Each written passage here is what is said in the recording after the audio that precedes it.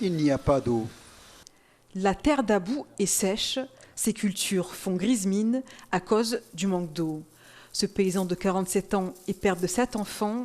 Il cultive bananes, ananas et plantes maraîchères sur son terrain d'1 hectare.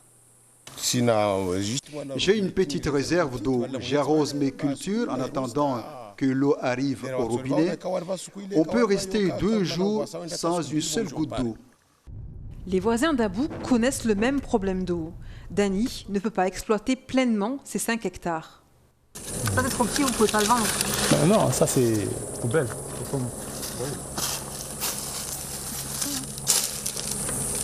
Qui c'est qui peut acheter ça? Le chèque est vite fait. Hein. Je dois faire vivre une famille. J'ai préféré abandonner la banane, stopper l'irrigation sur la banane et le verger au profit de ma production maraîchère. Les pertes de la banane, pour moi, c'est très clair.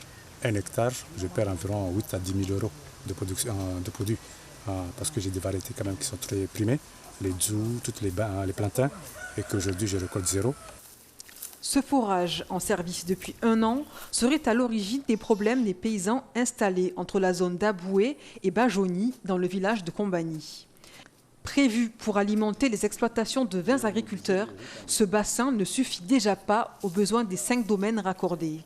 Pour irriguer ces cultures, Dany utilise en moyenne 75 mètres cubes d'eau par jour. Avec la fin des captages en rivière, il peine à irriguer correctement ses terres.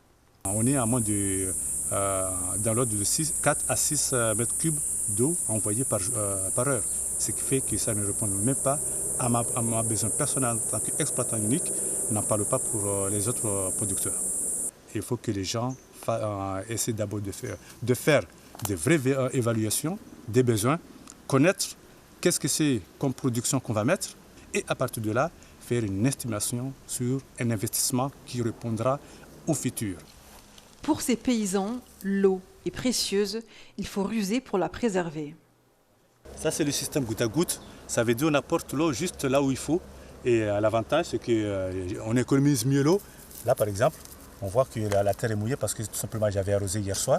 J'ouvre 30 minutes à une semaine et ça permet d'avoir une verdure. Et comme vous voyez, c'est une couverture végétale, mais il y a de la papaye partout.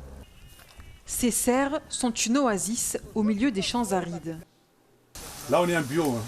Heureusement, c'est pour cela que vous voyez toute cette végétation. J'ai fait le choix de bloquer la banane au profit de ça, parce que tout simplement la banane, tous les Maoris ont des bananiers. Par contre, les tomates, ce n'est pas tout le monde qui sait faire la tomate. Et là, c'est comme ça que j'ai fait le choix pour avoir un produit à valeur ajoutée. Les agriculteurs s'entraident en échangeant leurs techniques de gestion d'eau et pour compenser, ils seront amenés à investir dans un système de goutte à goutte pour l'un et dans des bassins souterrains pour l'autre.